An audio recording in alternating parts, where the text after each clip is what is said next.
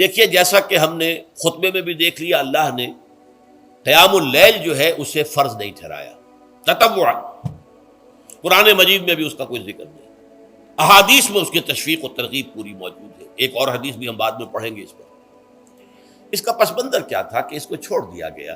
اب ظاہر بات ہے مسلمانوں میں کمزور بھی ہیں، مسلمانوں میں وہ مزدوری کرنے والے بھی ہیں، روزہ تو فرض ہے ان پر، چاہے مئی کا مہینہ ہے اور گندم کاٹنی ہے، روزہ تو پھر بھی رکھنا ہوگا، یہ سب کچھ، لیکن یہ کہ رات کو پھر کھڑے رہنا ان کے لیے جاگنا ممکن نہیں، لہذا ان کے اوپر یہ چیز فرض نہیں۔ حضور نے تراویح کی نماز یا قیام اللیل نہ اسے فرض قرار دیا، نہ اس کے بعد جماعت کوئی اہتمام کیا مستقل، صرف 3 راتیں آپ نے جماعت کروائی ہے، اس میں 8 رکعتیں آپ نے پڑھی ہیں کہ جو آپ کا معمول تھا تہجد کا وہ پڑھی، اور تہجد کے وقت ہی جماعت کرائی ہے۔ یہ ہے وہ حدیث، اس کے علاوہ کسی نماز تراویح جو ہے جو ہم پڑھتے ہیں 20 رکعتیں عشاء کے ساتھ متصل، اس کا کوئی ذکر نہ دور نبوی میں ہے نہ دور صدیق اکبر میں ہے۔ یہ دور حضرت عمر کی خلافت میں ہوا ہے، اور ہم نہیں کہہ سکتے کتنے سال کے بعد ہوا ہے۔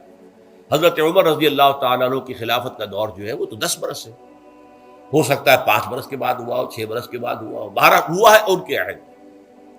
حضرت عمر ایک مرتبہ مسجد میں داخل ہوئے، مسجد نبوی میں، تو دیکھا کہ کچھ لوگ 8 10 12 جو ہیں وہ ایک جو ہے حافظ کے پیچھے کھڑے ہوئے اور قرآن سن رہے ہیں، کچھ دوسرے کونے میں کھڑے ہیں، کچھ کہیں اور کھڑے ہیں، مختلف جماعتیں ہو رہی ہیں۔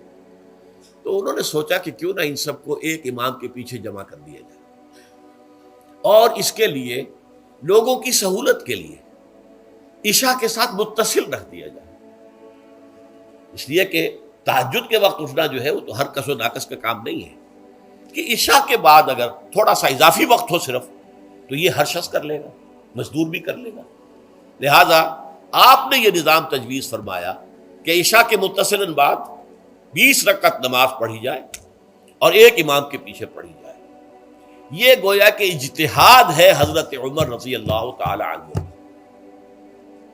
اس کو آپ نے خود بدعت بھی قرار دیا ہے، لیکن بدعت حسنہ۔ بدعت کس اعتبار سے؟ لغوی اعتبار سے، نئی بات، اس لیے کہ حضور کے زمانے میں نہیں تھی، تو یہ اس طریقے سے ایک نئی بات ہے، لیکن یہ بات چونکہ بہت اچھی ہے، بہت عمدہ ہے۔ آپ جب یہ نظام چل پڑا تو ایک دن مسجد میں آئے، دیکھا کہ بڑی بھری مسجد ہے، صحابہ کھڑے ہیں اور ایک امام کے پیچھے قرآن سن رہے ہیں۔ آپ نے فرمایا نعم البدعۃ ھذہ، یہ جو ہم نے نئی بات شروع کی ہے یہ بہت اچھی ہے، بہت عمدہ ہے۔ اب یہاں سے فرق واقع ہو گیا ہے۔ ایک تو اہل تشیع جو ہے وہ تو ویسے ہی حضرت عمر سے بہت دشمنی رکھتے ہیں، عناد رکھتے ہیں، تو حضرت عمر کے اجتہادات سے انہیں نفرت ہے، انہیں دوری ہے۔ ہمارے ہاں اہل حدیث حضرات بھی در حقیقت حضرت عمر یا کسی اور خلیفہ راشد کے فعل کو وہ سمجھتے ہیں کہ یہ ایگزیکٹو آرڈرز ہیں، یہ ہمیشہ کے لیے نہیں ہے۔ حضرت عمر نے اپنے دور میں ایک نظام قائم کیا، ان کے دور کے لیے ٹھیک تھا، یہ ہمیشہ کے لیے نہیں۔ ہمیشہ کے لیے وہ 8 ہی رکعتوں کے قائل ہیں، وہ تہجد والے، لیکن اس میں بہرحال انہوں نے بھی خود یہ اضافہ کیا ہے کہ وہ 8 رکعتیں وہ عشاء کے ساتھ متصل پڑھتے ہیں، تہجد کے وقت تو نہیں پڑھتے۔ اور حضور نے تو صرف 3 روز جو ہے وہ کرائی تھی جماعت، وہ لوگ 30 دن یا 29 دن پڑھ رہے ہیں، تو اضافہ تو انہوں نے بھی کر دیا، تو نظام میں تبدیلی تو ہو گئی۔ لیکن اہل سنت جو کہلاتے ہیں، ہمارے جو 4 جو ہیں، جو ہمارے مسلک ہیں، حنفی، مالکی، شافعی، حنبلی، ان کا اتفاق ہے اس پر حضرت عمر کا، کیونکہ ان کے سامنے اصول یہ ہے کہ حضور نے فرمایا علیکم بسنتی وسنت الخلفاء الراشدین المہدیین، تم پر لازم ہے کہ میری سنت کو پکڑو مضبوطی کے ساتھ، اور میرے خلفائے راشدین مہدیین جو ہیں ان کی سنت کو پکڑو۔ اس اصول سے یہ 4 فقہیں جو ہیں حضرت عمر کے اجتہادات جو ہیں ان کو بھی پابندی سمجھتے ہیں کہ تمام عمر کے لیے، قیامت تک کے لیے امت مسلمہ پر ان کی پیروی لازم ہے، لہذا اس میں اجماع ہے۔ اور یہاں تک کہ یہ سب سے آخری جو اس میں مسلک پیدا ہوا ہے زمانی اعتبار سے، سب سے پہلے مسلک جو ہے حنفی پیدا ہوا ہے، پھر مالکی پیدا ہوا ہے، پھر شافعی پیدا ہوا ہے، اور پھر حنبلی آخری ہے۔ اور امام احمد ابن حنبل بہت بڑے محدث بھی ہیں، مسند احمد ابن حنبل جو ہے وہ بہت بڑی کتاب ہے، بہت اہم کتاب ہے، جامع کتاب ہے، تو ان کے ہاں بھی 20 رکعتیں ہیں۔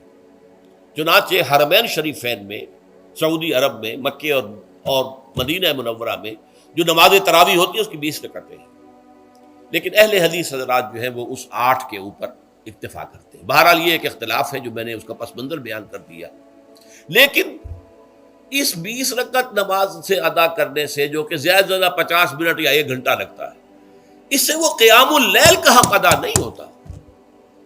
قیام اللیل کا تو کچھ اور ہی تقاضا ہے۔ قیام کسے کہتے ہیں؟ یہ سورہ مزمل سے واضح ہوتا ہے، یا ایھا المزمل قم اللیل الا قلیلا نصفہ او انقص منہ قلیلا او زد علیہ ورتل القرآن ترتیلا۔ آدھی رات یا آدھی رات سے کچھ کم، یعنی تہائی رات، یا آدھی رات سے کچھ زائد، 2/3 رات، یہ ہے قیام اللیل۔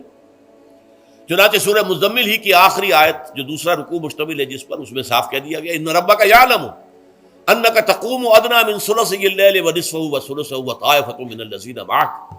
اے اللہ کے نبی، اللہ خوب واقف ہے کہ آپ بھی اور آپ کے ساتھ ایک جماعت بھی رات کو کھڑی رہتی ہے، 2/3 رات یا آدھی رات یا 1/3 رات۔